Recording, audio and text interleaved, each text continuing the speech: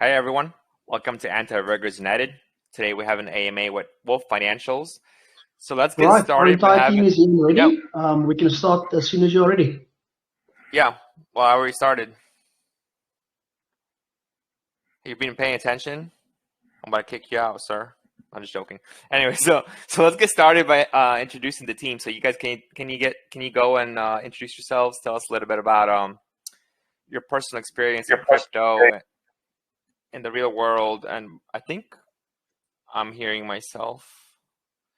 If you guys have an echo, just please mute yourself if you're not talking. So yeah, introduce yourself. Tell us a little bit about your background in crypto in the real world. Like, what are your qualifications, and how did you get to this point where you are right now with this project? Like, how do you know the team members? Did you guys work on previous projects? You know, you know each other from the real world? Just basically like a summary of about all the whole team. Okay, definitely. So my name is Lawrence. I'm based here in South Africa in Johannesburg. I'm still a licensed financial advisor. Been in the industry for 10 years now. 5 years as a tied financial advisor to one financial institution, and then the other 5 years I'm IFA, independent financial advisor, representing our biggest financial institutions here in South Africa. I started crypto 2017. I basically saw the gap that we have here in South Africa, and I took a chance and started this project. Started this project about a year ago. I started alone, got the web developer. We started as a normal website, as a blog. We started an e-store, and then I took it up to start the exchanges, going forward with that. It got a bit too much as one person. I started chatting to Wayne, which I met on Facebook on a big crypto community group. And since there, we basically built a relationship. And then after that, we met Mark and Monet, and they came on board as well. I haven't personally met the team. I'm more on the development side with the developers. But Wayne, Mark, and Monet, they all stay in Cape Town, so they've met each other. I'm in Joburg. But as soon as I get a gap to go to Cape Town, then obviously we will meet in person. Yeah, I think that's basically from my side, my background, where I'm coming from.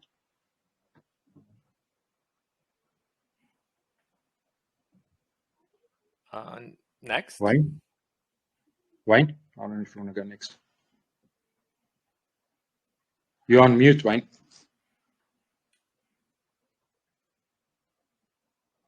He's still muted. Wayne, you're muted. Wayne, still muted.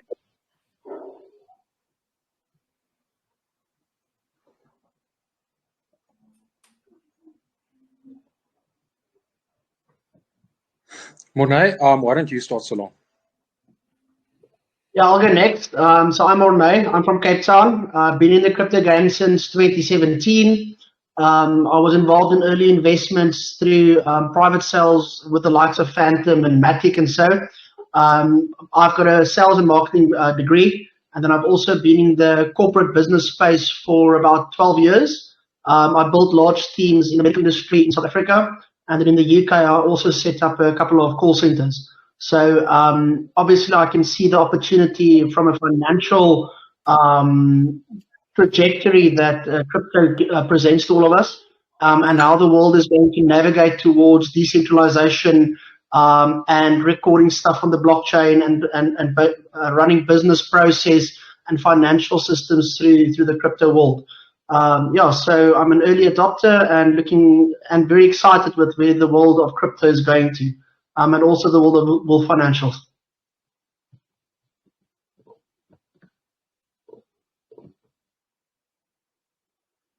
Okay, finally, my name is Wayne Brains.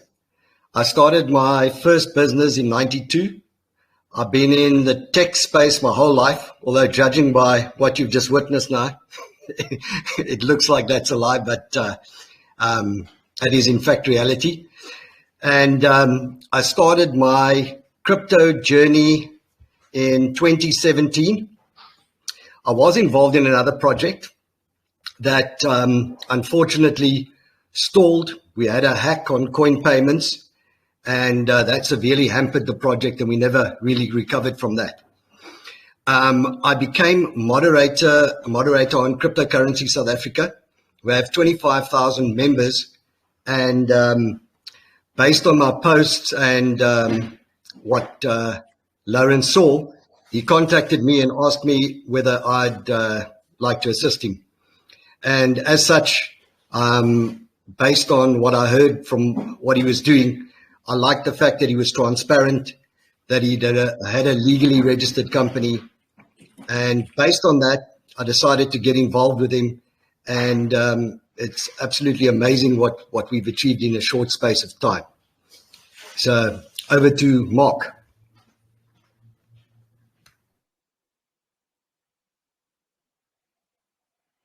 Mark, you muted, bud.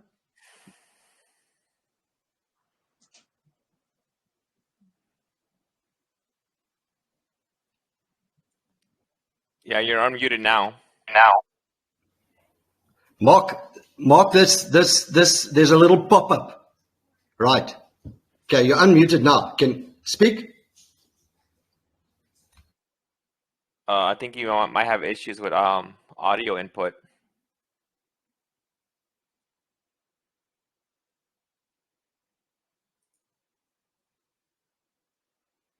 You could go to settings and you could go to microphone.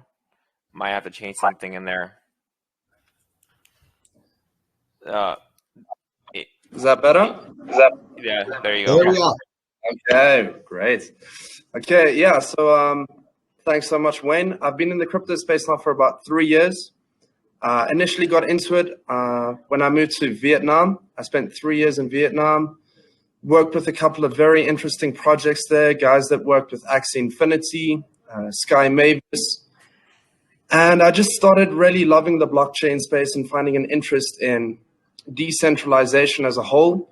And, you know, the transition of the traditional finance system into a more optimized financial system that is controlled by the people. Currently, I'm working with the likes of Carl Chassé, Alex Trades. I do crypto content specifically, and I'm a crypto copywriter. And yeah, that's me.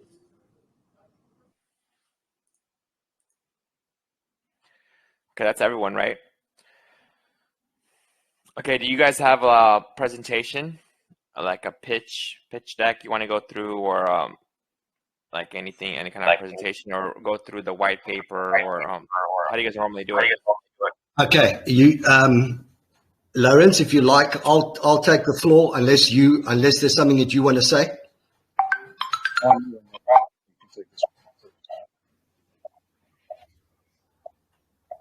You can take this one, Wayne. Okay, great. Okay, yeah, thanks very much. So, firstly, I want to commend you guys for creating this channel and for inviting the team to present what we have to offer. This is something that's actually very close to our heart as well. Basically, what we are doing is we've created a suite of income-generating products that essentially will be, by and large, controlled by the community via a DAO. 70% of all income goes back to the community. 70% of all profit goes back to the community. And that will be via the DAO. So we're going to do it in the following manner. So the suite of products that we built are real-world income-generating products. With no disrespect to most other crypto projects, very few of them have any value beyond the token value.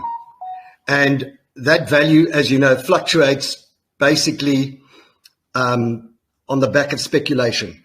However, what we did, and this is one of the reasons that I got so excited, was because we have real-world proven income-generating products. So what do we have? We have a decentralized exchange, a peer-to-peer trading platform, and a centralized exchange. Now, each of those are proven income generators. So the underlying token, and each of them will have a unique token. And well, except the peer-to-peer platform, that is.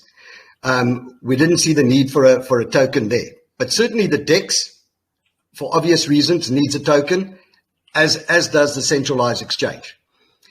So anybody that buys the initial token will get the governance token as part of the package. So we are rolling this thing out in a unique way. So we'll start with the rollout of the token launch for the DEX, and thereafter, what we'll do is create the community, create the governance token, and with that, our community will have grown, and we can use that community to help us launch the Centralized Exchange token. So in essence, what we're doing is we're scaling up the business in rolling it out in that manner. And here's the fundamental difference between this project and most others. Lawrence, the founder, has funded most of the infrastructure which is already built and ready to launch almost simultaneously at the actual token launch. We've had no seed funding. There's been no preferential token sales to any party. Everybody that purchases tokens in this project purchases on the fair launch basis, which is one price, and the only concession that we've given investors that have taken the chance when there's nothing built is those that purchase now will basically get 50% more ULF-C tokens, which is the Centralized Exchange token. So we have a unique tokenomics model. We have a unique way of delivering it to the market. It's not your ordinary run-of-the-mill token generating event where a massive amount of tokens are sold to generate income that does not get deployed often in an effective manner. And then in addition to that, there's nothing underpinning the ecosystem by way of income. How do you actually build a business? Right. So we are using real world business principles to build this business. And that's the cornerstone of what we're doing here.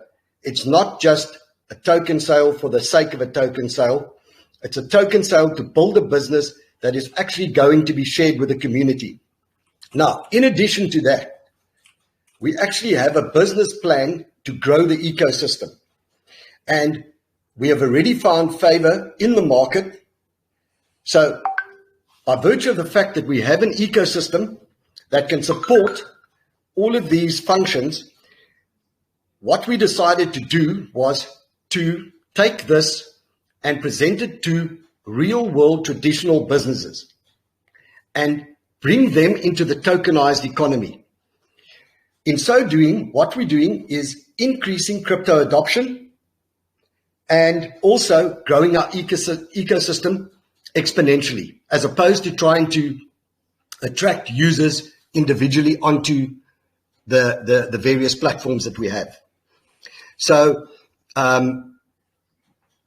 Q4, we will be actually launching the first company. Now that allows us to create a closed economy, because what we've done is we've set aside a certain amount of tokens for these businesses to purchase, and when they purchase, they become part of the DAO, they become part of the community. We get buy-in from them, and in addition to that, we also get the possibility to interchange tokens within a closed crypto economy.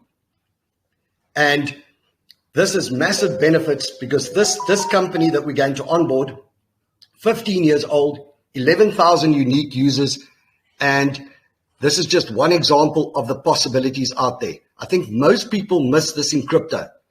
The tokenized economy is the next frontier, the untapped frontier. Unlike people are missing this. You know, they're getting lost in the technology. The technology is important. Don't mistake that. The payment rails and all of these things need to be built. But also around that, you need to have a sound business case. And this is why I believe we're such a compelling offering to the market in terms of what we do, which is completely different to what the rest of the guys are doing. And I'll leave it there, and for the rest of the team or any questions you may have. All right, so you guys are going to have 3 tokens, right? And so the first one is going to be launching will be the initial token. And this is the one that you will have pre-sale coming up, right? That you currently have in the works. And can you tell us a little bit about that? Do you have a launch pad yet? So, okay, I was actually hoping this question would come up a bit later in the AMA, because we actually have an announcement to make regarding that. Got off a phone call just before the AMA, which I was trying to confirm before the AMA, so I finally got it confirmed. So we actually got our first token listing on a local exchange here in South Africa. So we're going to use their launchpad. So what we would have done is on the 9th of August, we would have had our token sale from the 9th to the 11th on pink sale. But I'm trying to build a solid foundation for Wolf Financial. So, no, we don't just want to do a token launch. People buy it thinking they're going to dump the token afterwards and they're going to be millionaires. We're trying to build a proper crypto project here. So I've been working with one of our partners called Libix NFTs. They own a company, Libertas, which is quite a big company. They also have their own exchange. We've signed a partnership with them, and they're going to do the launchpad for us, and they're going to list our tokens as well. So we already have our first token listing as well. So I actually wanted to do that as an announcement later on, but the question came in a bit sooner than what I thought. So normally I would ask this later, but I just want, because there's multiple tokens, so I kind of wanted to run through the process, what's going to be happening here. Yeah, so we're going to first we're going to launch a token UFX, which is basically like a meme token. That's a token we use to just save addresses, but it's not a main token of Wolf Financial. So that will basically be for all the early adopters coming into the project, which addresses will be saved for future promotions, but we're still doing a fair sale. So all the prices will be the same. And that token launch will be the partnership announcement between us and Libertas, and that's how we're going to launch that. After that will be our initial tokens, which will be the native token for the Decentralized Exchange, the token for the Centralized Exchange, and the other token will be our governance token. The governance token is the most important token. Well, to me, that's the most important token, because that's the one where we're going to pay out 70% of the profit that we're basically going to airdrop to the wallets. So that's the token that I want people to understand, because I've been speaking to a lot of people regarding the project, and people like the project, but not a lot of people understand the point of the governance token, because they're getting confused with the tokens that we have, and that's why I actually think Wayne is going to give us a good explanation just now on the tokenomics and exactly how we're going to run that. But if we can make it clear to the people and they understand, and they actually understand the value of the governance token, I think we're going to get a lot more interest in the project. And we also kept the governance tokens at 6.1 million, which is a very low number in crypto if you look at all the other figures of tokens that's out there.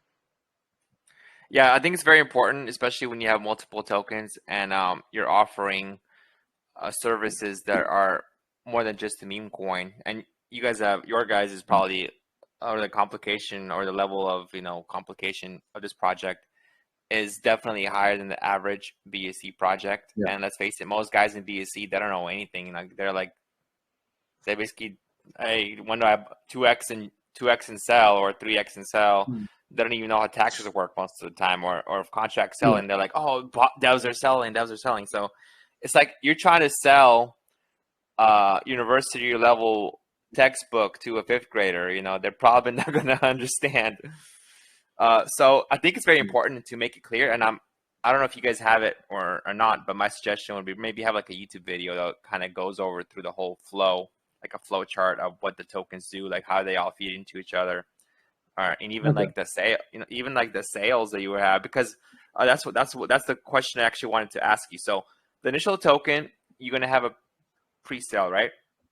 And it's going to be funded. You're going to launch it. And what about the governance and then the centralized exchange token? Will those also have their own pre-sales? Okay, sorry, Lawrence, do you want to take that, or shall I? No, Wayne, you can take it.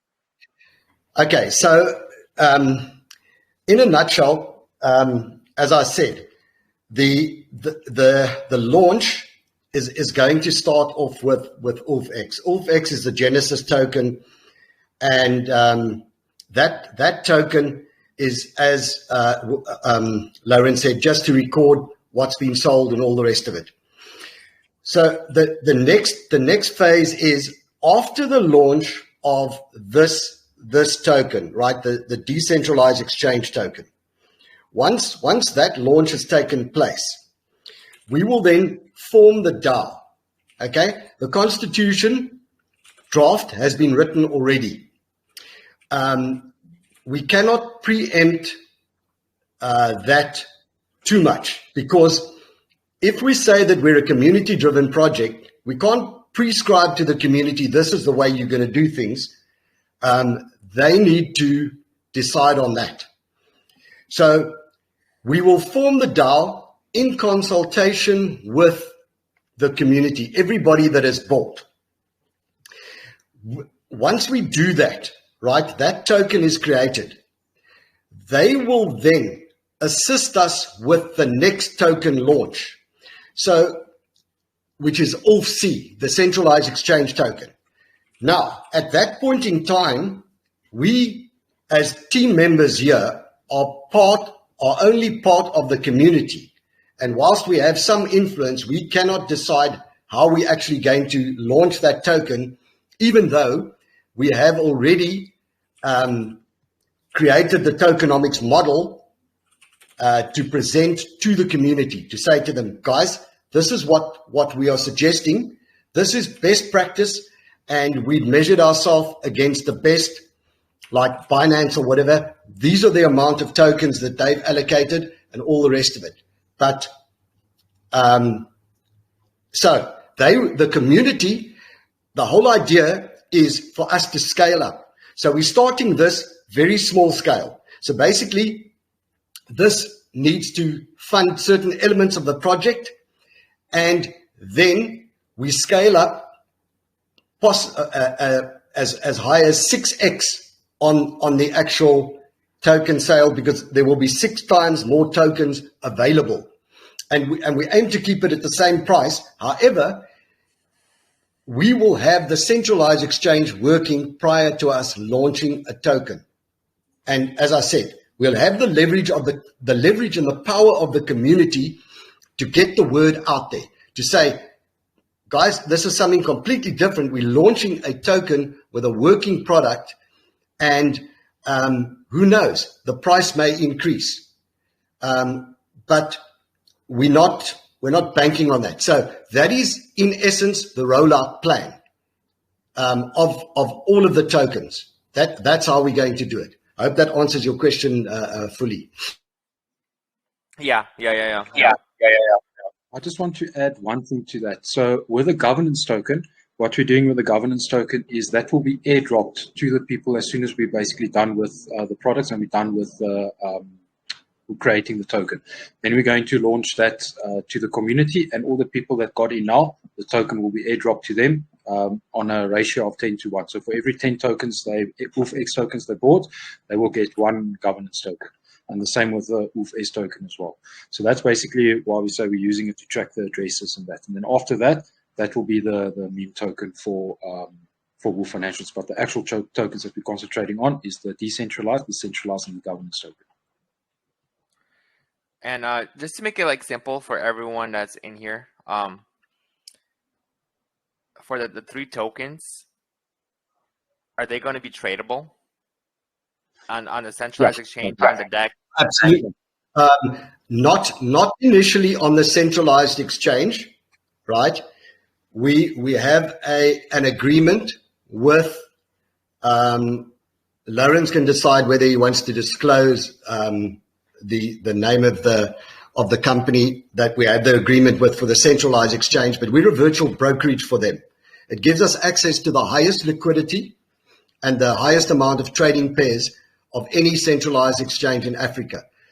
So in terms of our agreement with them, we can add any token we want to, but we have to guarantee the liquidity. So all of the tokens will immediately be tradable on our DEX, and the centralized exchange will then, once we get traction and get enough volume and have enough trading volume, the community can then take the decision to decide whether they want to list it on that exchange or not. I think one thing that I just want to with relation to the centralized exchange that we're building, so the regulatory framework from a Reserve Bank perspective and from a taxation perspective and so is they're starting to block South Africans and Africans from purchasing from international exchanges that are not locally registered. So if we look at our competitors in the market, we're not going to mention or so, they've got very limited tokens available for purchase. Because Lawrence comes from a financial background, he understands the legislation extremely clearly, and so he understands where we're going to go in Africa and South Africa with regards to being able to purchase tokens globally. And that's where we cater for the local populace. We'll have, as Wayne said, we'll have access to the biggest liquidity pool in the world with the most tradable tokens that you get. And people will purchase it from a locally registered business, which is a massive market sort of niche that we'll be catering for.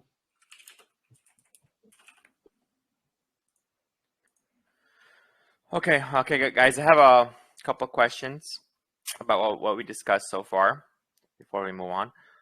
So when you were talking about the different tokens, one question that I had in my mind is, wouldn't this split the buy pressure potentially? Like they'll split the community, or with multiple tokens, all your investors won't be just all aping into the one single token. So you'll need, like, let's say, hypothetically, for all 10 tokens, for all 3 tokens to go up, let's say to double the price. So and I think it's very important that your price is higher than launch price, at least, because that would actually help in the longevity of the project, because it'll help mitigate the FUD, and a lot of you got to think about investors in this space, all BSC investors, a lot of them like 2x and leave, right? So you want to have retention while bringing in new investors. So it's very important, I think, to have a healthy chart so the project doesn't die out. And to do that, basically the devs have to be delivering, in my opinion. They have to deliver on the promises and convince the investors that that the future is brighter than today. That's really the only reason why people hold, right? Because they think that in the future, this project, this company will be bigger and better than it is now. Same thing with all investments. Same thing with stocks, with housing, with everything, right? You don't buy you don't buy a real estate investment property thinking it's going to drop 50% in the next year. You're buying because you think in the future it's going to be worth more. So that's the same thing with these investments in BSC space. And a lot of times devs blame it on JEETs, quote unquote JEETs.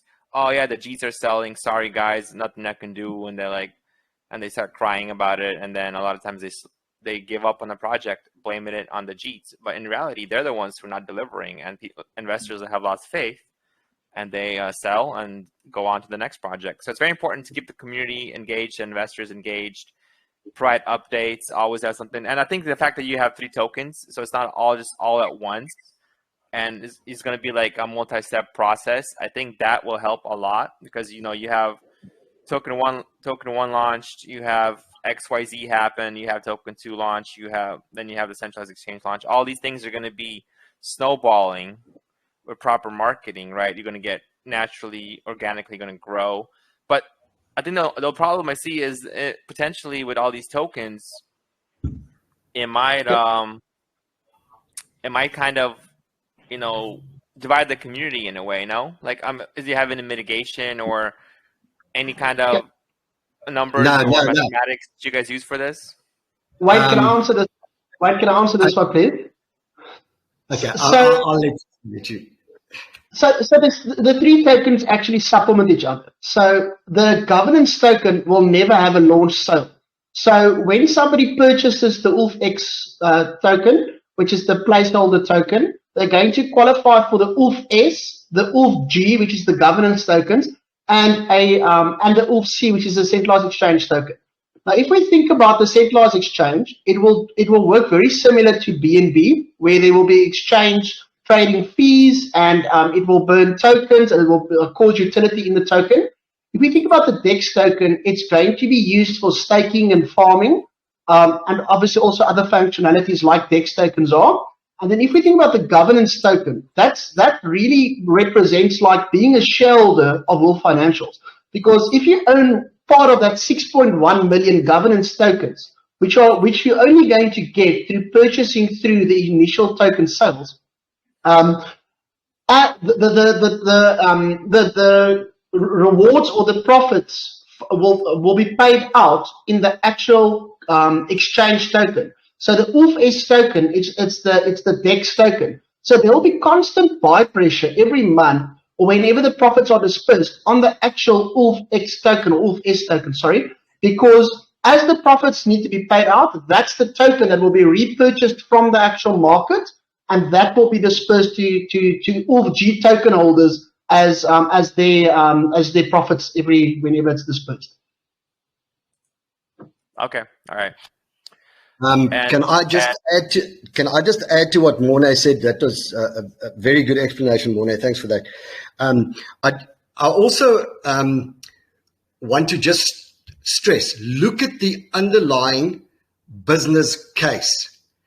Each entity is generating an income of which 70% is going back to the community. And the only way that you get that is by holding the governance token. And then also, as I mentioned before, what we are doing to grow the community is we've created an ecosystem that is going to on-ramp existing businesses. We've set aside tokens and we've allocated it in tranches that will allow us to on-ramp 110 unique businesses into the ecosystem. And all of the community members will have a say and a vote as to which businesses we allow into the ecosystem, because we want businesses that complement each other. So we are going to grow. We've got a much better business plan than every other token, because when I heard you talking about the token value going up, what you said was 100% correct, but that's just really based on a roadmap. Besides a roadmap and people meeting certain milestones, those milestones, we've already met them. All that we need to do now is to generate an income and grow the community. And it's a self-sustaining loop, because as the community grows, so will the income increase. So we've got this constant feedback loop where everything is meshing nicely, creating a snowball effect. I just want to add something on the actual on-ramping of businesses. I think it's important to contextualize what that means. So globally, it's very difficult for smaller companies to IPO. Now, for anybody that doesn't know what an IPO is, that's an initial product offering where a company lists on a public exchange and they then get access to public funding. Now, there's a lot of businesses that would, if they had access to funding, they would be able to exponentially grow. So by us onboarding them in a tokenized economy and giving them access to crowdfunding and funding through the tokenized world, it presents them growth opportunities that they will not have due to legislation and the costs involved and the extreme process that you need to go through to be able to IPO. And we see that as a massive market niche.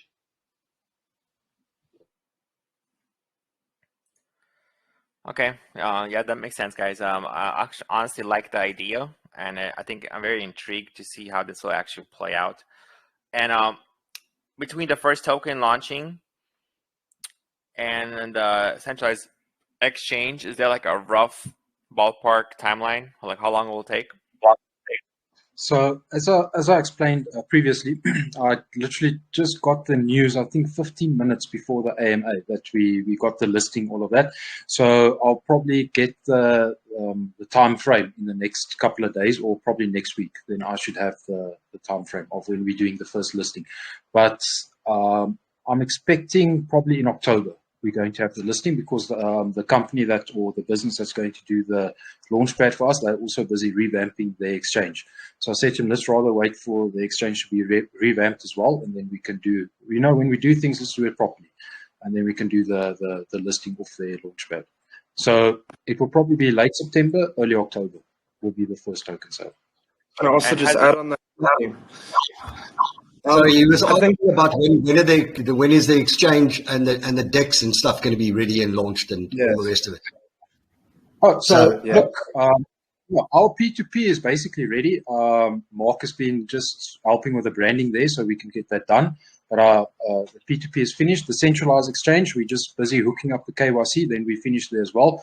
We should probably by Saturday send out links to all the private investors and the testers to start testing the exchange. And when we're happy, we will announce the launch date on the Centralized Exchange and the P2P exchange. The Decentralized Exchange will start tackling after the Centralized Exchange. Then we're going to launch that as well. But I don't think we're going to launch everything at once. We will have specific dates where we launch each exchange on its own. Yeah, and I think it's also important to consider the current sentiment in the market. We don't see a lot of IPOs happening at the moment, and that's for a reason. Most people are down at least 40 to 60% on their investments. And when you look at launching a product or a suite of products, you need to really consider the market. And I think we've taken that very much into consideration. As soon as the bull market sort of looks like it's making a return, as soon as crypto is really starting to find its feet again, I think we can consider the narrative of crypto changing a lot. And that's important for a new project, especially like us. So these are some of the factors we're taking into consideration at the moment. And you know what they say, in the bear market, you build. And right now we've been building and we've been building and we haven't stopped building. And we continue, and we'll have to wait for the market to start making some changes before we seriously consider giving this horns, Yeah, I agree. Like in the bear market, it's really hard to snowball your project because marketing doesn't really go anywhere, and no one's buying. Like you could throw money at PooCoin ads, and like if you look at exactly 1 year before, or maybe a year and like 3-4 months, like around the summer, like May, June, July of last year, literally every project 10x or more. Like you just throw money at everything and it was 10xing, right? And now it's a lot harder. Like even like really good legit projects having trouble, even maintaining pre-sale price sometimes, because you have all these investors. Now they learn, instead of holding for 10x, now they're like, well, I got burnt 5 times last 5 projects. Now I'm just going to get my 1.5x, 2x. And then it's really hard to bring new guys in because the marketing is not working as well. You pay $10,000 for ads. You're lucky to even have $10,000 in volume sometimes, So, and most people in crypto, these projects, first of all, they're not qualified to be CEOs, the ones that are launching, projects. They're not qualified to be in control of anything, and they're not qualified to do any kind of marketing. They have no idea how to market.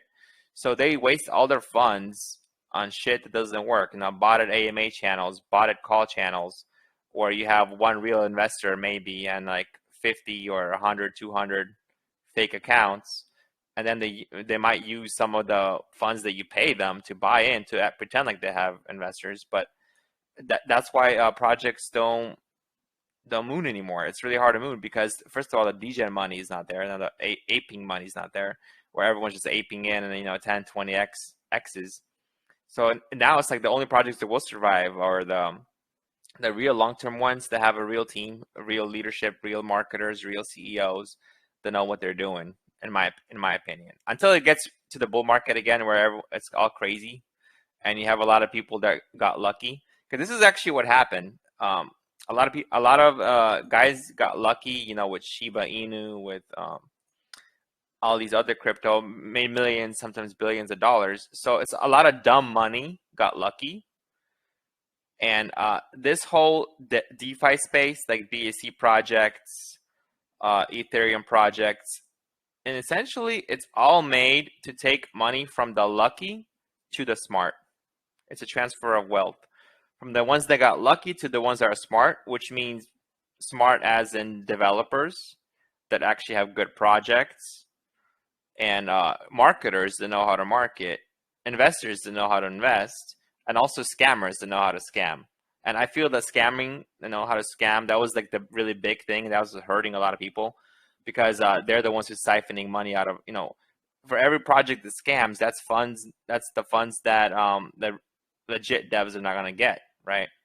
So I think now all that dumb money has dried out. All those people who made millions of dollars, most of them probably ended up losing it.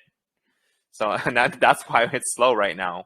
Because these guys that made, you know, millions, 10 million on Shiba Inu, they most likely have aped in, and a lot of these projects got rugged.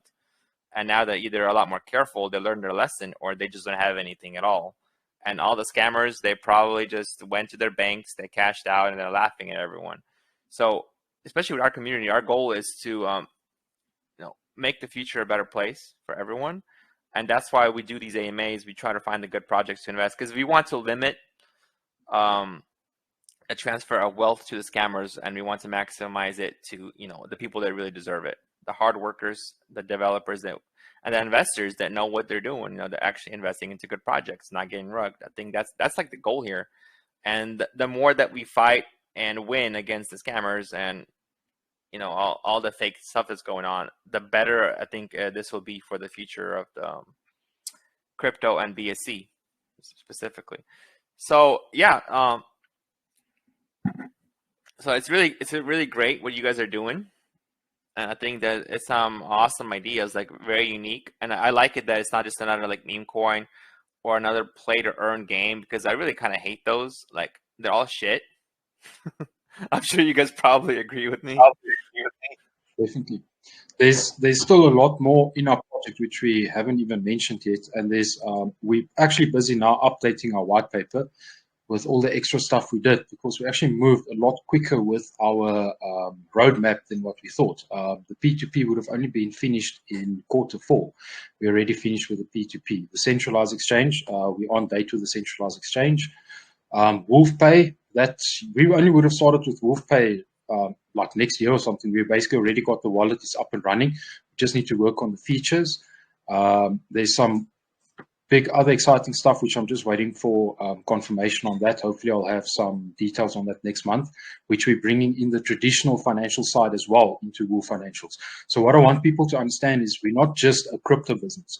We're utilizing what we have in the financial field, giving people an option to diversify their portfolio in a secure manner, in a way that they want to do it, and basically build the trust. And that's essentially what we want to build. And we also want the community. We also do have our charity side on the project as well. But yeah, we're still working on that. We're still looking for organizations that we can involve with the charity, because unfortunately in the country we live, we have very big corruption issues. You know, money just goes missing. This is why we want to use the blockchain, because we want to see where the money is going. We want to see where the transactions is going. What are people doing with it? That's what I want to do. That's my whole point with Wolf Financials, building the transparency and seeing what's going on with transactions, and basically combining the traditional financial and the crypto world together into one. Yes, thank you for that. Okay, so now I want to get into more about the tokenomics, about, you know, the numbers, the money. So have you guys had a private sale? Okay, so in terms of private sale, there has only been very little in the way of private sale. So basically, I'm part of a large crypto group, and I asked Lawrence, because I had a lot of queries when we started to expose this project about people wanting to get in on the ground level, and we allowed them to do so. That has been the only pre-sale. There's been no preferential sale of any discounted tokens. This was one of the things that I set out to do when Lawrence and I created this tokenomics model. So let me just run through the numbers quickly for you. So the token ULF-X/ULF-S is the launch token. There are a total of 21 billion tokens available, and the bulk of them will be brought into fruition through the minting process, right? Staking, farming, etc. We pre-minted 61 million, okay? And here is the breakdown. So of the 61 million, 10 million is for the team. Another 10 million is for future developments. And then we had we had 5 million for marketing, 5 million for legal. And the intention was to put up 21 million for the public sale.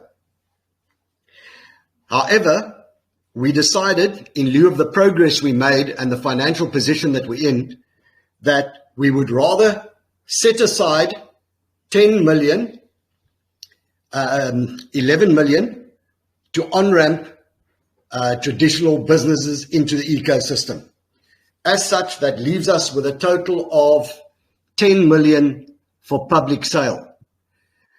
A lot of incentivization and a lot of the work that has been done on the project has been paid for in tokens. So that in a nutshell is the tokenomic summary of just the launch token itself. If you want me to go into detail about the governance token, I can do that. In fact, let me do that while we are on it, because you'll see how nicely they dovetail together. So the governance token, there are only 6.1 million of them. So if you take only the 61 million that are pre-minted are eligible for governance status. So that dovetails nicely into the 6.1 million at a rate of 10-to-1. And then what we've done is the next phase will be ULF-C. And as I said, our guideline there is going to be 320 million for ULF-C, the Centralized Exchange token. However, the community are at liberty to potentially change that. Okay, so that in a nutshell is the tokenomics. Hope that helps, and I hope I haven't missed out anything. If I have, any of the other team members can jump in. Okay, so the first token is the ULF swap. No way. It's the ULF P2P, right? ULF swap. There's no token for ULF P2P. Okay, so ULF swap is the first token. 61 million is pre-minted. So 21 million is going to IDL, which is a large percentage of the supply. Or the pre-minted supply.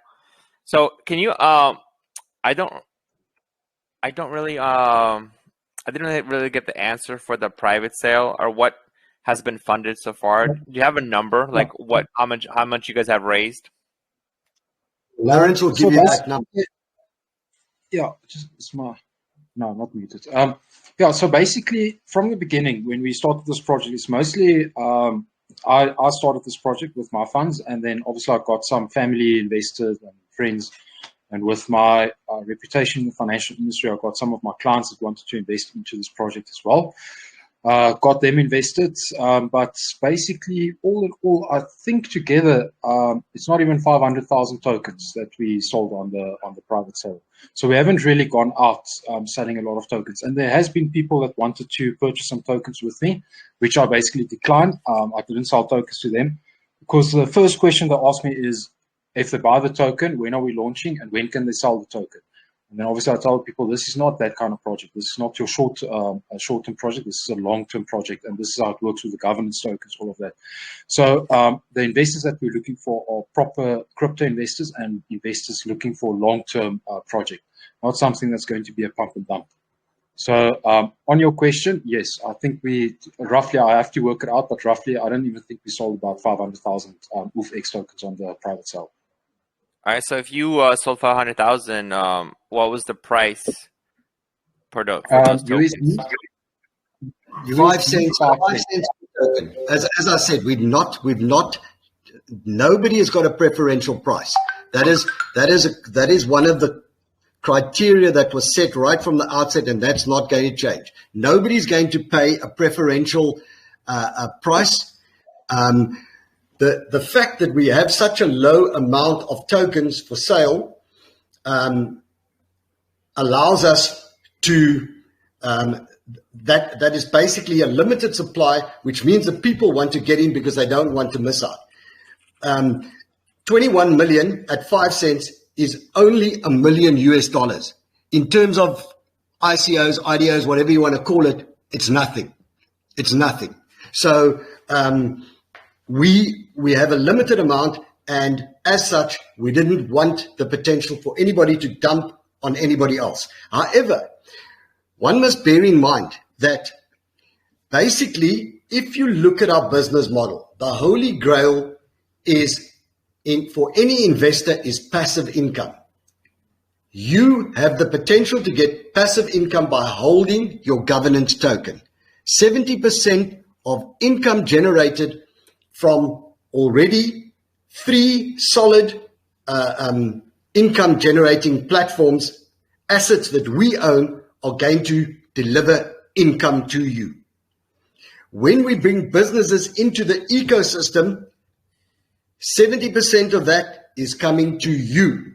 If the business does not share the same vision that we have in terms of giving 70% of their profits back to the community, they will not enter this ecosystem.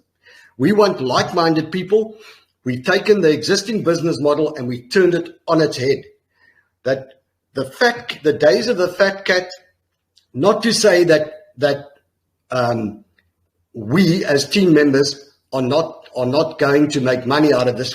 We most certainly are, right? But that's not the goal here. The goal is to create a sustainable business, right, for the benefit of everybody in the community. The community grows. We tap into intellectual capital. We have the funds to grow the community and the business through the intellectual capital of the business. So the collective effort of everybody benefits everybody. This is the cornerstone of enlightened wealth. We want to change the way that things are done. And you have to try and be the change that you want to see in the world. And this is the underlying principle that we are applying to this business. And we've got buy-in from team members. A year ago, none of us knew each other, the 4 of us sitting here, but we've shared the vision. We've had investors that have bought. We've had devs that have got on board that share our vision. So everybody that's on board has got the same line of thinking. So this is not just a normal crypto project where your token's going to 10x. You're going to hold it, and you could potentially, if this thing takes off and works, which it is going to, we are going to be able to allow every investor to create generational wealth for their family. This is going to be a corporate structure within the crypto environment. That's the way that I see this thing going. Excuse my passion. Okay, so I think the biggest question for me here is when you start off with 61 million tokens and then it's going to end up 21 billion. How long will this take? What is the rough time frame between the 61 to 21 billion? Because that's a lot of tokens. Of course. So if you break it down, right? 61 million certainly sounds like a lot, right? So we've already got the 10 million of the team is locked for 4 years. It will be released. It will be released at the rate of 25% per year, right? One obviously realizes that legal is 5 million, right? That legal fees, if there is any potential legal challenge, that can eat up that amount of money very quickly. So 61 million is approximately $3 million. And in terms of running a business of this magnitude, that's not a lot of money. We already have created in excess of $3 million worth of value that we are delivering to our community. So the 21 billion, right? Sorry, I think he's asking you how long, according to the block rewards, how long until the total supply, max supply is reached? Around about 660 years, plus minus. It's about there, 660, 665 years. I think we can only meet 80,000 tokens per day, roundabout, roughly. Okay, so you're basically following like the Bitcoin model. It's going to be like a halving. Okay, but perhaps I misunderstood the question, but you were asking us about the 61 million tokens, not the 21 billion. Well, yeah, but I was asking from 61 million to 21 billion, how long it's going to take, and basically, what's the rate of minting? Yeah, what's the rate of minting? Is it going to be the same? Is it going to be the same minting? Is it going to go halve like Bitcoin after like X amount of years? For example, what I really want to know is in about a year after you launch, the 61 million, what is it going to grow to? Okay, so essentially, it's the minting process is locked, right? To as Lauren said, 84,000 tokens per day, right? However, ULF-S is programmable, right? Which means that if the community decide that they want to slow down or speed up the process, the minting process, they can take the vote and do so. We are not at liberty to do so ourselves. And as Lauren said, at the current minting rate that was programmed into the token, those who farm and stake it will last for 660 years. So in effect, one can look at it as one would a mine. If you found a gold deposit in a certain area and you decided to mine it, that mine would last for 660 years. So we don't know what sort of traction the project will gain and how this will pan out in the future. But the point is, we haven't created a model where we create tokens too quickly, which allows us to grow the community and grow the business. The more income we get, the quicker the business will grow. But the token supply will stay the same unless the community decide, okay, guys, things are happening now. We need to release these tokens quicker in order to facilitate what's happening within the ecosystem. But essentially, those tokens are to trade for goods and services within the ecosystem and could potentially be used interchangeably with another token within the ecosystem in the future. I also think it's important just to note and just to reflect that obviously the monthly profit dispersion will be done in the ULF-S token as well, which obviously means 70% of all profit distribution puts buy pressure in the market on the actual token. So every day 84,000 will be minted and that will be distributed to yield farmers and stakers. And obviously every month there will be buy pressure as the business income grows and as the profit dispersion grows. That obviously will put additional buy pressure on the market because we'll have to go purchase the tokens from the market to disperse to the governance token holders as profits. So obviously that buy pressure will exponentially grow as our ecosystem and various elements of it does grow as well. All right. And let's go over like you mentioned, some of these tokens will be locked. So I see the 10 million for partnerships, 10 million for team, future projects, 5 million for marketing, 5 million for legal. Can you tell us about the vesting schedule for all of these?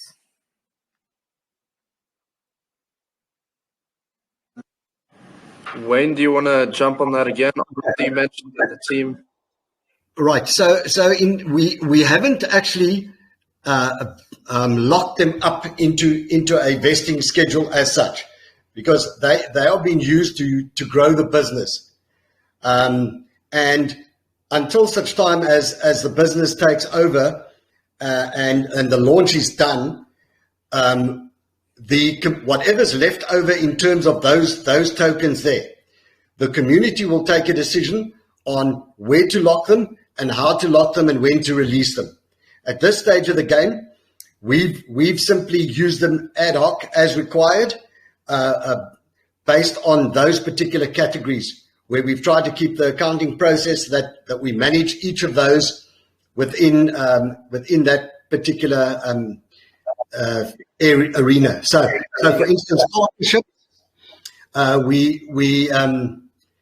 we created a partnership with a learning resource company that is under development at the moment, because one of our cornerstones was education.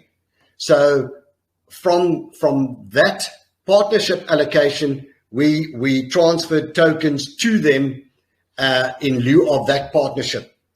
The intention there is that we don't have to. We are of the opinion that if we cooperate and do collaborations, we don't have to spend that time and that money on those areas in growing the ecosystem, whereby we can just focus on the core business of the actual, which is more than enough already, the products that we built that are actually going to generate an income. So the value added stuff, we can use those particular tokens. Like for instance, legal, we've already paid out an EU-based legal firm to give us an opinion to find out whether we will be deemed a security or not. And we've come back with a favorable opinion that this is most likely not a security. And the reason is because we're basically giving away the governance tokens and thereafter creating a community, which is a decentralized entity. So who do you actually go after from a legal perspective? I know that's slightly off the topic, but so we've tried to use these tokens ad hoc, and then when after the token launch, we will essentially give it over to the community, and then the community will take charge of how everything is going to be done, with the exception of the founders tokens, the team's tokens, which are locked for 4 years with release of 25% per annum. Okay, so the only ones that are locked is the 10 million team tokens.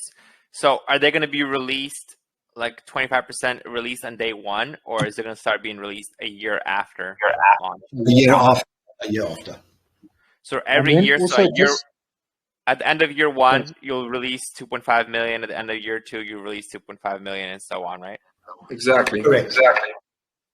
And then also just to add, I just want to add to this, on our token sales on OOF-S, and the OOF-C, we're locking in 70% of liquidity for 5 years.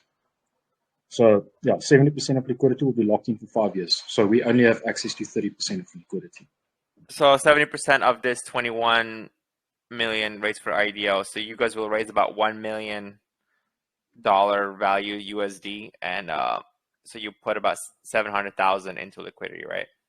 Yeah, but remember, we're going to we're updating the white paper now, so the tokenomics change a bit, because of that 21 million, we're only doing 10 million, and the other 11 million will be available for the companies onboarding onto our ecosystem.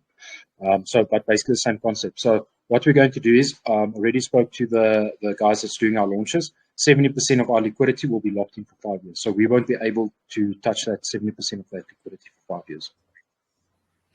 Okay. So the team is locked, and all these, you're saying that the community, the DAO, will be able to vote what to do with all these tokens. And you said you also paid out legal. So you paid legal in tokens, not so they actually accepted your tokens instead of a fiat or BNB or BUSD. No. Remember, some of the tokens are sold on the private sale to the people that got in early. They bought the tokens and then get swapped for fiat, if that makes any sense. And then basically that money are used to pay the legal fees and things like that. And if people prefer to pay in crypto, then, or if they want to get paid in crypto, I also prefer that, then I'll pay them in crypto. But not everyone takes crypto as a payment method. Okay. It seems it's very important for the DAO about who has the power to vote. So the investors are going to get 21 million tokens. Well, 70% of that, because 30% is going to go. Well, they're going to get about governance 40, 50%ish, right? Because a lot of these tokens are going to go to liquidity. So about 10 million or so will actually going to go to investors. And then you still have these wallets. Are these wallets eligible for governance tokens? Yes. It's only that 61 million. So that's what I'm trying to explain to people. After that 61 million, you will not get a governance token. It is only the first 61 million tokens sold that gets governance status. So if you come in afterwards, you're not going to get governance status. So governance status will run on the UFX token. It will run on the UFS token, the decentralized token, and then on the centralized token. After that is finished. So we're starting with 5 cents on UFX. The people that don't get on UFX, then they're going to get on UFS. And that will still be 5 cents. Now they already missed out on the first token. The second token will still be 5 USD cents. If they only get in then they missed out on the other token. And after that, there's no more governance tokens that will be issued to that. If people want governance tokens, if it is tradable, then they will be able to buy it on the exchange. But that's how we go. Essentially, just to put it in a nutshell, to make it more digestible for the community, we are incentivizing early adopters. It's really as simple as that. That's why we're limiting the amount of governance tokens that get given out and distributed to early adopters. I think it's also important to mention that the way that we're rewarding them is not necessarily with getting more of a specific token. It's giving them additional pieces of the ecosystem. So if we think about it, if somebody purchases the ULFX token on the token launch that's coming up, they'll get the DEX token, a 1-to-10 ratio ULF-G token, which is the governance token, and they will also qualify for the Centralized Exchange token at a 1-to-1 rate for the DEX token. That's all just from purchasing in the actual token sale that's coming up. So the governance token, they're technically getting for free, and also the Centralized Exchange token, because they funded so early in the process, they're getting the Centralized Exchange token also valued at 5 cents per token for free. So they're basically getting, they're buying the one token that's worth 5 cents. They get it, let's say 10 of those. They're getting one governance token for free, which is not purchasable at all, up until the point where it becomes tradable on exchange. And we foresee, because of the fact it's only going to be 6.1 million, and because of the fact that as the ecosystem grows, 70% of profit dispersion goes to that 6.1 million tokens, the value of those governance tokens on the market will decide it. But actually, the people that understands the project and the value of holding that governance token, they will dictate what value they will sell it for. So we don't foresee a lot of sell pressure on the governance token at all, because that's your path to earning 70% of profits that Wolf Financial as an overall business achieves every month. So we expect that there should be quite a bit of buy pressure on the governance token, and people will be really, really silly if they sell that early, because it's the gateway to what we all want, which is passive income. The business that works, the communities that grows, every transaction that generates income, all of that various ecosystem elements is going to reward our early adopters that technically got the governance tokens for free. It can be compared to people that got Hex for free that are super rich now just because they had Bitcoin at the right time. Yeah. So. All right. So I got like 2 more questions, guys, concerning this, and after that, I think we could open to the community. So I'm trying to understand with the voting system. So with the IDO, with 70% going to liquidity, let's say roughly about 13 million of these tokens are going to go to investors, and the rest of them are going to go to liquidity, right? And so let's say investors buy the tokens, price goes up. So let's say 15 million tokens are going to be in the hands of investors. And then you have all these other wallets. The team wallet is, locked for 4 years or for 1 year at 25% every year. But all these wallets technically will be owned by you guys too, right? By the team. Correct. So you have the voting power. So you will have the voting power of all these wallets, which is higher than the voting power of all the investor tokens combined. So you technically could vote whatever you want to do with all these wallets because you control these wallets, so you could vote, right? Because all of these wallets will be getting the DAO token. Yeah, that's an excellent point you make. However, firstly, that would heavily tarnish our credibility if we use that voting power. We do not see ourselves as actually in control of that in terms of voting power. We see ourselves as custodians of that in lieu of our transfer of that to the community. So your point is well made, and it's a very good point. But the thing is, if we are preaching one word to the community and telling them that you're going to take control of this project, ultimately, it makes no sense whatsoever for us to start from the outset and use that against the community, because I think that personally, if anybody did that to me in a project, I would immediately then dump and get out of the project. So we are the custodians. We will not use that as voting power. I will say that now in public, and I'm sure the rest of the team will agree with me. So, yeah, good point you make. So even though you're going to have the DAO tokens, you guys won't use the voting power from these tokens to absolutely not. Let's say beat these guys out, these investors out. Absolutely not. But can I just say something? So basically, if you see in there, remember, all of those tokens become governance tokens. So we wanted, for instance, if we did a partnership with where we've got partnerships and promotions on there, the whole idea was that we want those people to buy into the concept completely. We don't want to just pay out money for a partnership or whatever. We wanted people to actually participate, bring in their community, share the vision, and help us grow this business. That was the reason that we decided to allocate the full 61 million to governance status. That is the thinking behind it. But your point is very well made, and this is the first time that we've actually come across that question. But it is a very relevant point that you make. But I've given you our answer, and I hope that sits well with you.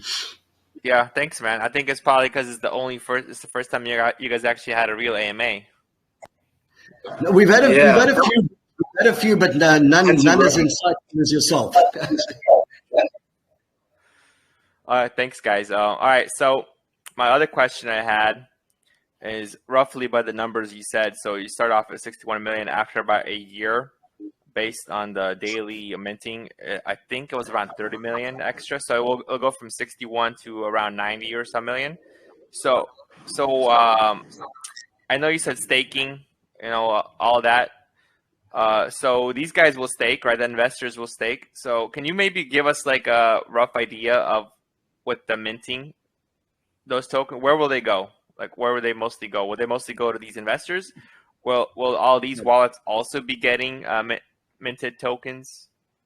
No, those wallets are not. No, absolutely not. That 61 million, we need to firstly be transparent, which we are. We also need to be credible to the community. If we are seen to be working against the community and staking those tokens are not for staking. There's a specific purpose for those tokens. Those tokens were to allow us to get this business off the ground. They need to be used in a responsible manner. We cannot use it against the community. I would think that would be very unfair. So no, we will not. Those tokens will not be staked. The only tokens that will be eligible to be staked are those people that have purchased and they wish to stake and trade and do whatever with their ULFS token. Also, as I said, ULFS, you're hitting the nail on the head because I can see you talking about the token individually. They are all individual tokens in their own right and can be traded accordingly. So it's very relevant and pertinent what you just asked now. But no, those tokens, the 61 million, are not going to be put in and minted. We are not in the business of creating more tokens. We have a business to run, and we've got more than enough challenges and more than enough income streams to grow our business. We don't need to make money from the token sale. We're going to be making money from income generating products, and that's the focus of our business. Not just because we have income generating products. This is what sets us apart, and people need to realize this. This is different to every other crypto project.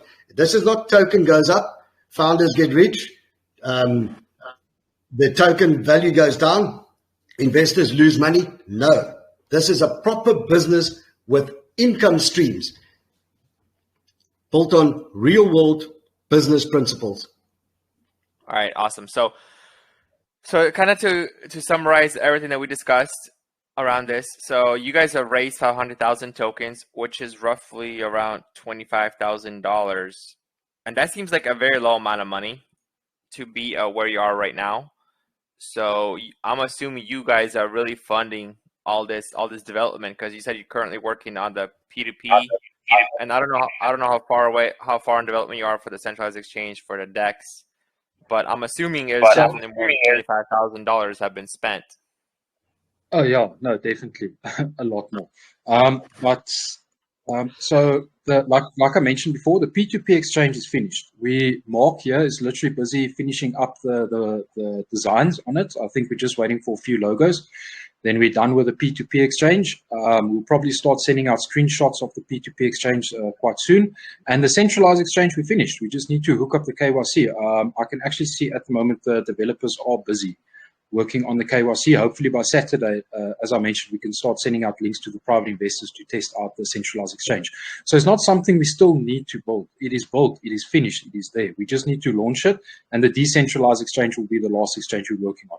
But I also want people to understand this is not the only businesses that we're going to have. And this is not the only businesses we're building.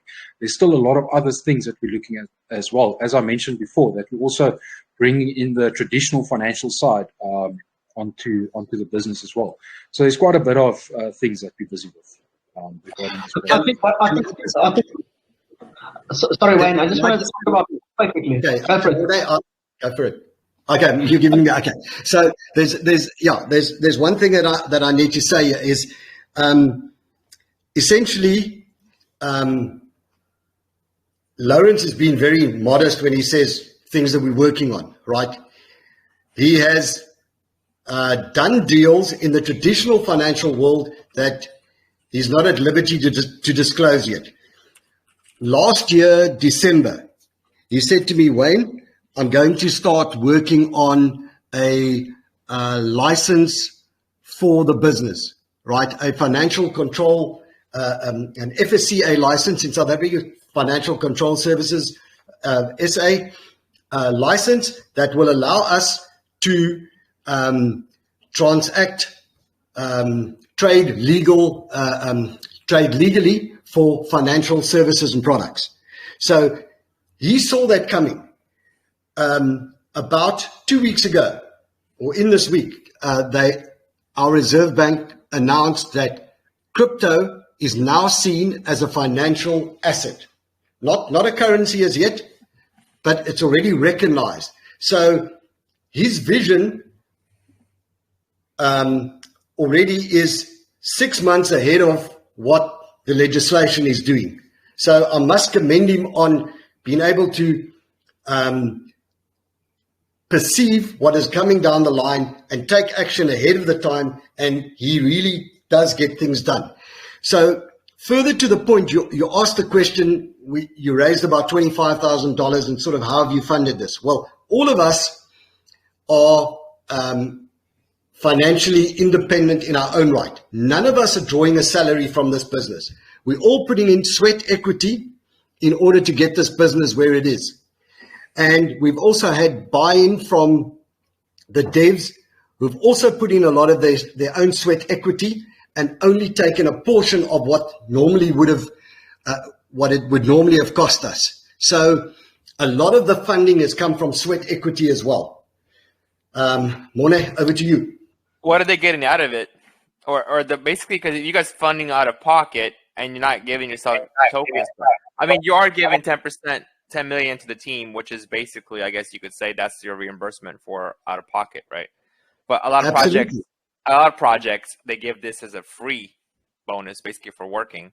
So you guys have like a rough, give me like you have like a rough number you could disclose. Let's say how much was spent, because I know, like I don't know, 200K, 300K, 100K for like the development, or at least basically how much will be spent maybe until the launch of this token, because I know it's going to be a lot of out of pocket expenses. And so from what I see it, basically you're like kind of like gonna reimburse yourselves by the team tokens in a way. So it's not going to be free tokens because you guys are spending money for development, right? Is that the model that you guys are basically following? Absolutely, and it's financially responsible as well. Because at the end of the day, if this was a traditional business, right, what would we have to do? We'd have to approach a bank, get a loan, and all of those things. Right. Fortunately, we are able to, because we all relatively successful in our own right, to free up the time, to devote the time to the project. We also are buying into the vision that we have. Just the fact that we own that large amount of tokens each for our participation is huge, because we have limited the amount of tokens that can be bought to any single individual to 100,000, because we don't want to create whales and have dumping. So we realize the future potential, the potential for generational wealth, which is what I was alluding to earlier on. So as far as we're concerned, when this thing succeeds, that amount of tokens is going to generate and pay us back exponentially for our time and effort that we put in here. Okay, awesome. Honestly, I love to hear that, because most projects in BSC, and the reason why they even do this is they have zero risk. They go and collect funds from investors, and it's not their own money. They have $0 of their own money on the line. So if the project fails, they don't really care. It's not their money that lost. That's why a lot of these projects fail, or devs give up real soon without putting any work, because they're like, well, let's see if it takes off. And nope, it doesn't take off, it fizzles out. And instead of like putting in the work and delivering on their promises, they're like, well, sorry guys, we failed, and they just leave. Because in reality, they haven't put any of their capital up front. When in a real business, there is a risk. You have to get a loan from a bank. You have You have to basically rent an office space. You have to get registrations. There's a lot of fees involved with starting a real business, real company. So that actually incentivizes the owner to no one wants to have a business that fails, right? Nobody's going to start a business thinking, oh, well, it's going to fail next week. Everyone that starts a business in the real world is expecting to be successful. That's why they take these risks. And BC, it's not the case most of the time. So the fact that you guys are putting your upfront capital and hope, you are risking your money too, right? Because like you said, you only raised about $25,000, which is also from friends and family. So they're going to be up your ass if you guys fail, right? So you guys have, it's high stakes for you to be successful. Like it's like you have to make sure that you are successful. So honestly, I think that's not what most projects in the BEC space do. So I do like that a lot, that you guys are definitely, funding it with your own, from your own pocket to not just raising a huge private sale and using everyone else's funds. So that's definitely...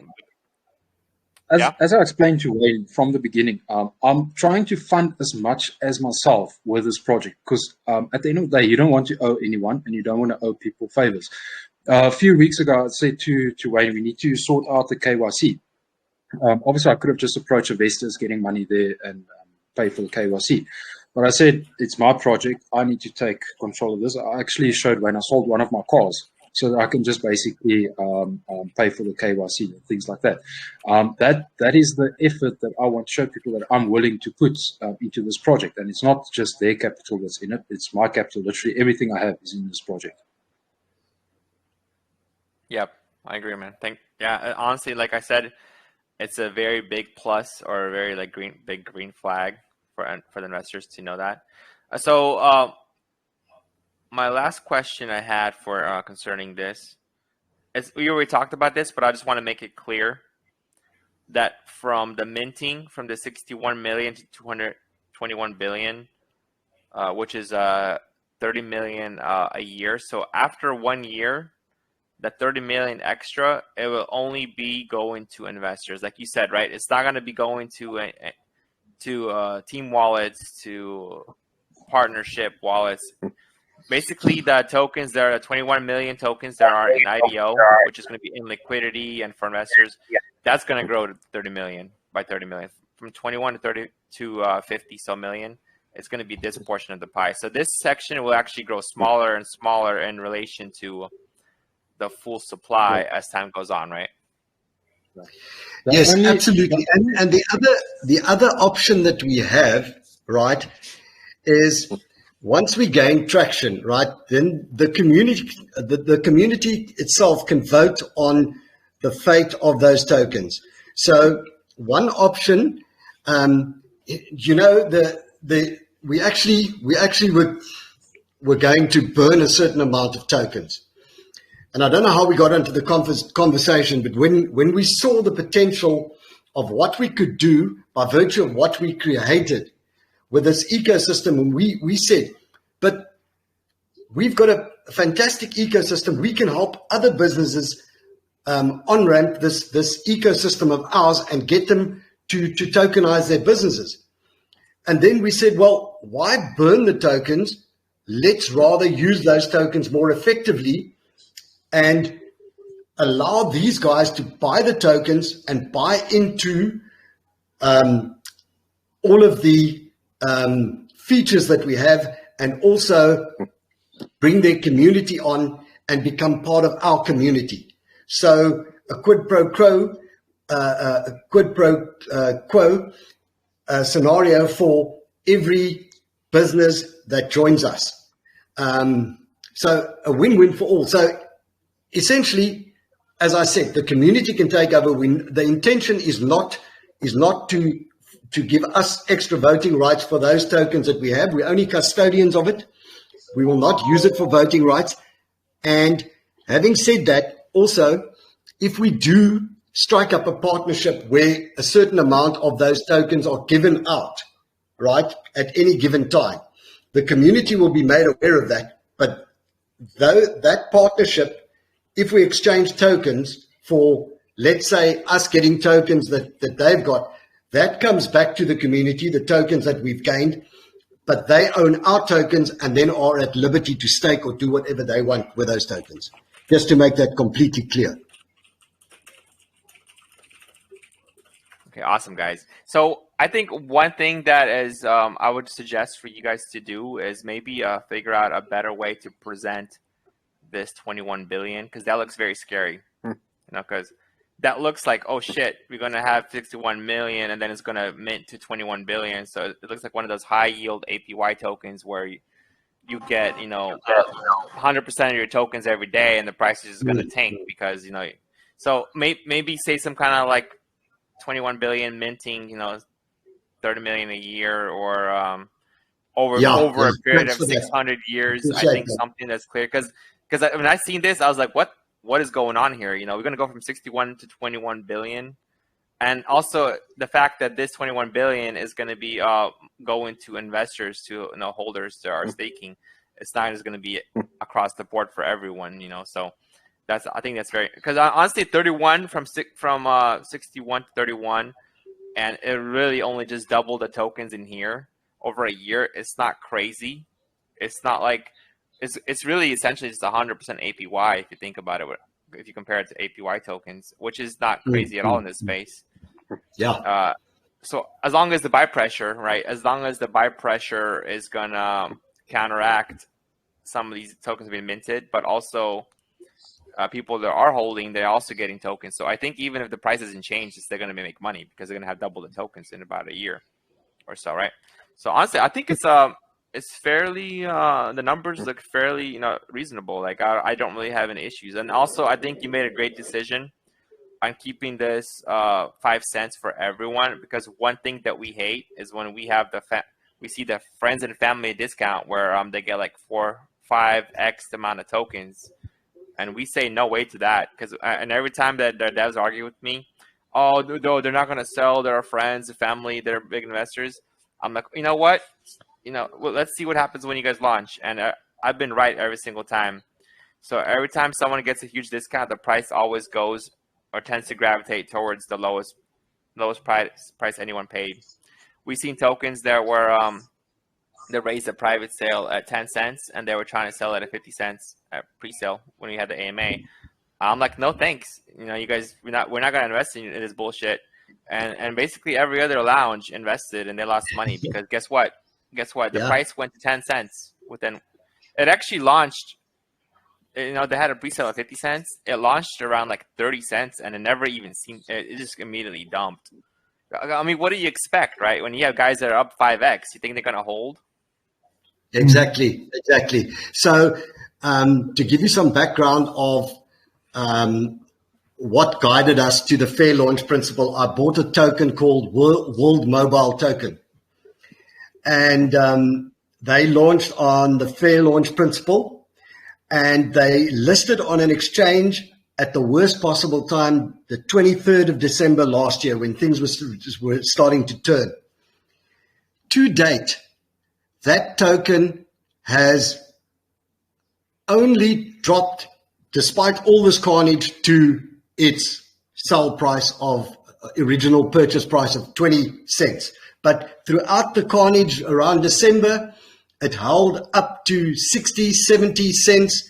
And only of late now, with all this mess that's going on now, did it reach its original price, selling price, which is, and it's not a particularly well-known token.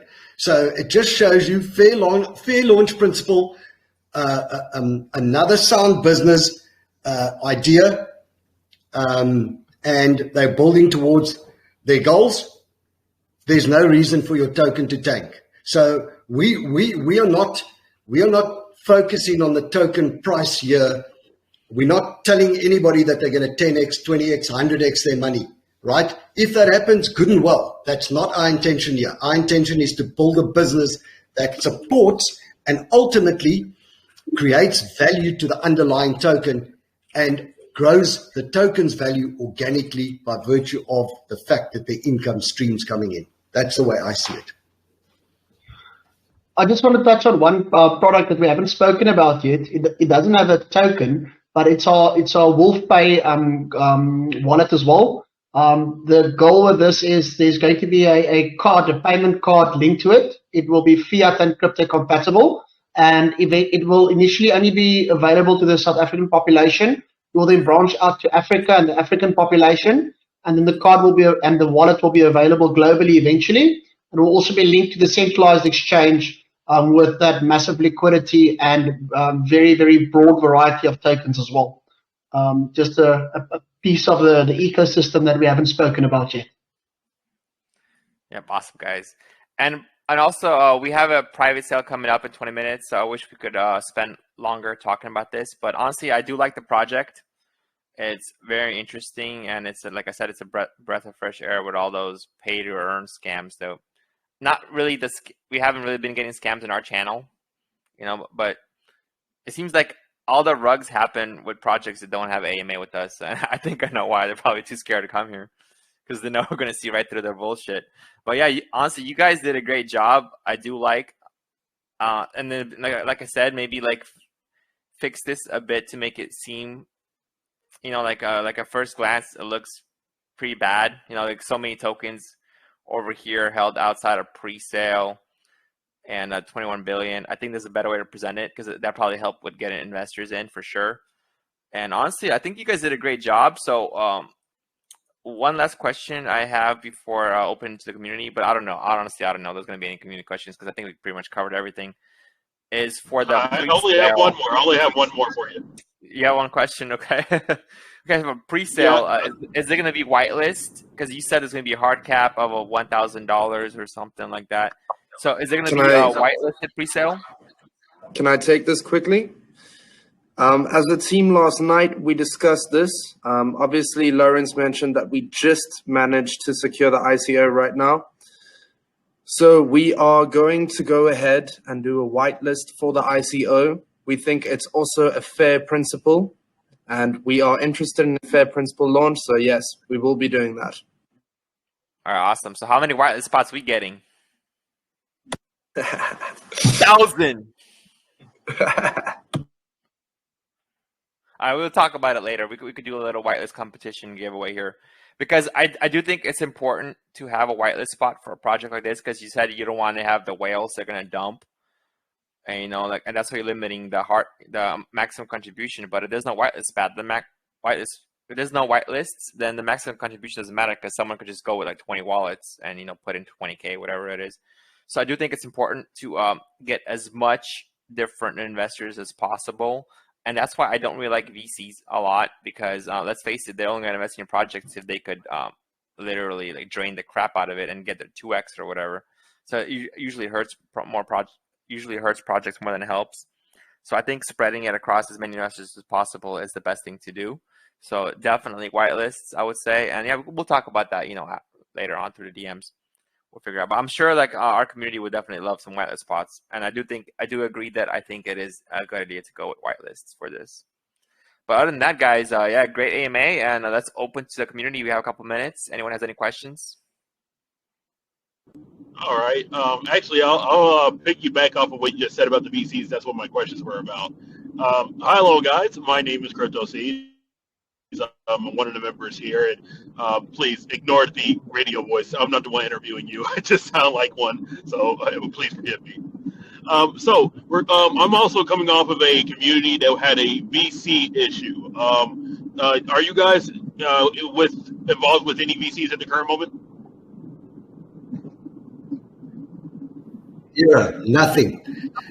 The only VCs that I'm aware of is Lawrence's wife and his mom-in-law, and they paid fair launch price as well. Honestly, we're the best VCs you're gonna find in here. All right, outstanding. And of course, so that knocks out two questions for me already. Yeah. And of course, and this is on the serious side. I know that you guys are running a DAO, and are you on? Let's say the boat comes up to work with a VC. Some big guy comes in and say, "Hey, I want to invest in your company." Will you allow your community members to decide about having that VC happen, or you are going to just shut that down entirely and just work within a community effort? I just want to mention something already. I phoned Wayne I think it was about 4 months ago. Had a guy walking in. He wanted to buy 1 million rand worth of tokens. It was a difficult decision, but I had to let the thing go. I phoned Wayne immediately after. I said to him, "Let this deal go." I regretted it a bit, but at the moment, I'm quite glad that we let it go. So if someone comes with a big offer like that, we're not going to take it. We want a fair amount of tokens to people. We don't want whales and things in this project. Yeah, or if you do have a VC, I would say lock them up. Give them like 5% a month or something like that. Give them a vesting schedule. I think obviously a DAO is a principle that many people don't truly understand just yet. And that's why as a team of founding members, we are here to guide the community. And like we said, we have invested ourselves and we want to keep those principles, fairness, transparency. It's very important to us. I also think if you look at where we are in the project, Centralized Exchange basically done, ready for launch. All of the technological costs, or 90% plus of the technological costs, have already been funded. They've already been built. We don't need VCs to take this project or business any further. We want to establish a strong community that understands the basic principles of what we're building, that's in it for the long run. I mean, if you think about a business like Amazon that launches and does shares for the first time, those shares are now worth crazy money. People that got involved with Amazon has made crazy money. It didn't happen overnight, but they understood the vision and they invested in the vision, and that gave them exponential gains over time.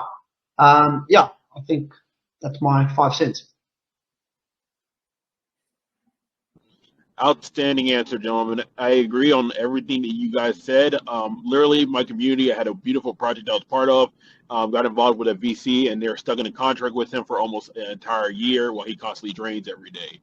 Knowing that makes me really, really excited, knowing that you guys care about your community and you're not willing to take the bait of a short-term gain for a long-term loss. So, outstanding answer, gentlemen. I really do wish you well for your project coming up soon.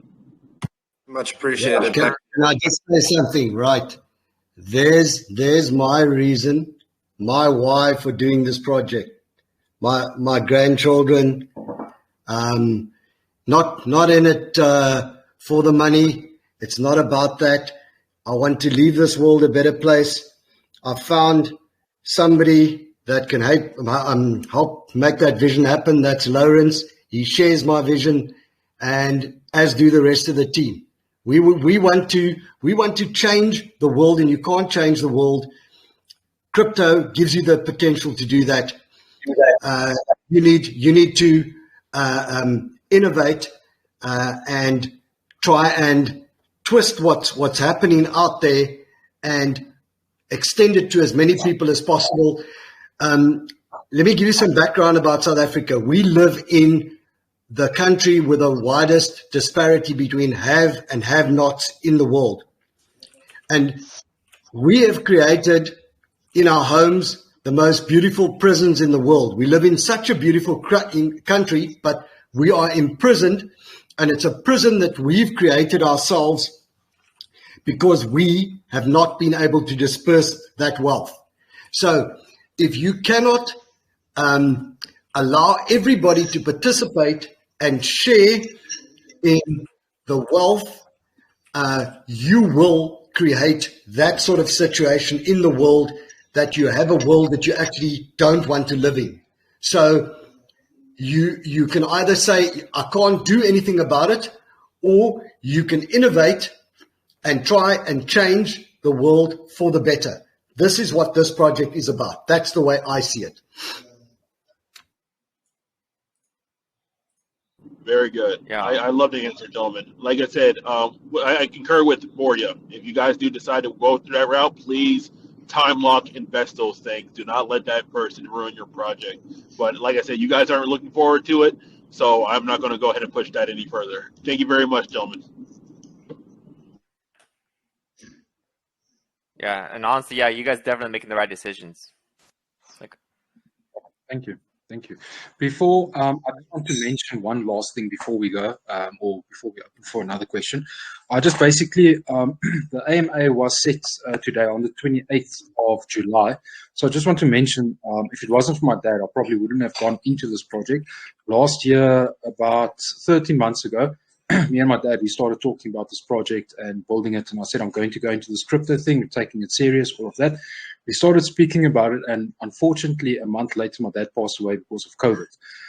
And I just want to mention that, there was a specific reason why I wanted this AMA on this date, because it is my dad's birthday today. And if it wasn't for him, I don't think I would have gone forward and actually started this project. It's because of all of that actually this happened. Amen. I'll make you an offer, and only for you. If you get your dad into our group, and he could get 20, 30 off his friends, we'll sponsor a $500 bingo night. How about that? Let's go.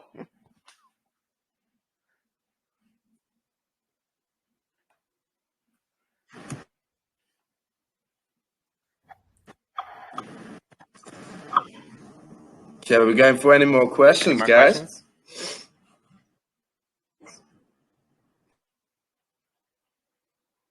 All right, guys. Look, we got to wrap it up. And then honestly, great AMA. And Thank you for having us. I'm definitely going to be, investing. I think for sure. I already made up my mind. So take that. Whoever's listening, take that as you will. I do like the project, and I have a good feeling with you guys too, because a lot of times it's more about like the devs, right? How they react to questions, if they have what it takes to run a project, if they're arrogant or not. A lot of it even has to do with personality. Like if the guy's an asshole, I'm not gonna invest, and if I do, I'm gonna dump it whenever I like all-time highs, But a lot of times when I like the devs, I'm actually holding. Even when I think I should sell, I'm like, oh, I think it's gonna dip after this. I'm like, you know what? I'm not gonna sell the top. I'm not gonna wreck their chart, and I just hold it forever. Like because I don't really care about making the money. I just hold it for the long term because I know it's gonna be better at the end. So sometimes it's almost like it's against my own investment like sense. You know what I mean? Because I'm like, well, I could sell here and buy the dip, but at the same time, like if I sell now with my 3% bag, that could cause more selling, and then it's gonna dip 50%. So like a lot of times I actually lose out almost on buying back or selling top, buying back is because I want to support the project. So it's really important, I think, to get along with the devs and like the devs basically the devs have to be likable for investors to hold their project and not just dump on them, right? So I think that's very important. So I think you guys did a really good job. Thanks very much, man. I just like to add, firstly, we welcome like-minded people like yourself, and also people that can ask challenging questions, insightful questions, where people can hear that this guy's got knowledge, and that adds a lot of credibility to our project. But having said that, this project is not a technical project as such. The devs, whilst important, are not as important as the actual business use case of the project, which is what people need to understand. And when they grasp that and they see, oh, actually this is a proper business with real income generators, then that changes the game completely. So if people get that and realize that a lot of these tokens, and most people don't understand this, a lot of these tokens, and that's why they say 90% of them won't exist, because they don't have any use case, they don't solve a problem. And as such, the token price relies on speculation, and that's it. That's all they have to offer. It needs to change. I agree. Thanks, guys. So let's wrap it up. We got a white private sale happening in 5 minutes. So like I said again, you guys, really enjoyable AMA. Thanks for coming, and we're definitely going to be looking at this project. And everyone that's in here, guys, if you're interested, join their groups, join their. They have an announcement channel, looks like, and they also have like a private chat group. So join that, show them some support. We're still really early. This is really early. They only have like 100-something people in their Telegram right now. And this kind of reminds me of like some of the projects we had AMAs a long time ago. We were like one of the first investors, and like our group was like the one that built the Telegram in a way, like literally like tripled in size from just having AMA. So honestly, guys, once again, really cool ideas. I like the concept, and we're definitely going to be looking out, and we could potential partnerships too. I feel like I think your ecosystem, your project is definitely a good one to partner with, and because we're going to have our own launchpad very soon. We're going to have our own token, where we have like one token. We have a whole chain of tokens, actually similar to what you guys are doing. Like they're all for different purposes. And yeah, we're going to have launchpad. We're going to have a marketing Fiverr type of thing, where basically, you know, the issue with marketing right now is everyone loses money because you pay, you know, X amount of money, and then you don't even get that in volume because it's all just botted channels. So we're going to be doing a Fiverr use case for our launchpad, and it's going to be a rug-free, scam-free type of launchpad, and also going to have a trading university, how to invest, how to trade, how to day trade, on a lot of stuff coming up. So I do think a lot of partnerships are definitely in the future. We could see that happening. But other than that, yeah, awesome AMA guys, and I'll close out the recording right now. Thanks a lot. Thank you very much for hosting us. A pleasure. Cheers, man. Yeah, take care, guys. Cheers. Have an awesome day and evening. Bye-bye. Hey, you too. See ya.